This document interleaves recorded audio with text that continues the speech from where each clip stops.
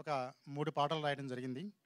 మట్టికి మనిషికి ఉన్నటువంటి అనుబంధాన్ని వివరిస్తూ, చేను తల్లి ఒడి నుండి శిశువు దూరం అవుతోంది, చేలల్లో మట్టి నొసటి సింధూరం అవుతోంది, చెట్టుతో మట్టితో చుట్టుకుంది అనుబంధం, మనసు మరువగలదా ఈ మట్టి సుగంధం అంటూ సాగేటువంటి ఒక పాట.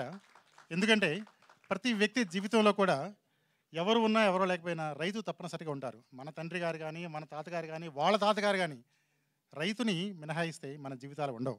అందుకే వేదాల్లో కూడా భూసూక్తం, పృథ్వీ సూక్తం అనేటువంటి శ్లోకాల్లో కూడా మరి మట్టి గురించి వర్ణించారు. అలాగే మనకు సహస్రాక్ష సహస్రపాత్ సభూమిం విశ్వతో వృత్వ అత్యతిష్ట దశాంగుళం అనేటువంటి మరి పురుష సూక్త శ్లోకంలో కూడా దశాంగుళం అన్నటువంటి పదంలో అంతర్లీనంగా వ్యవసాయం గురించి వివరించారు.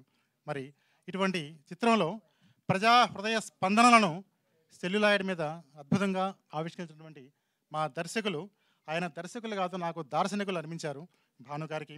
అలాగే ఈ స్వరాన్ని వినిపించడానికి ఒక కంఠం కావాలి. ఆ పాత్రను మా దర్శకులు కంఠనేని గారు, మా నిర్మాత గారు మరి ఆ కంఠనేని గారు పోషించారు. మరి ఈ సినిమాలో అద్భుతంగా నటించినటువంటి వినోద్ కుమార్ గారిని చెప్పాలంటే వారి పేరులో వినోద్ ఉంది, కానీ ఈ సినిమాలో వారు వినోదాన్ని కాదండి, విచక్షణను, విజ్ఞానాన్ని, వివేకాన్ని వారు అభినయించారు. అలాగే మరి వాణి విశ్వనాథ్ గారు ఈ సినిమాలో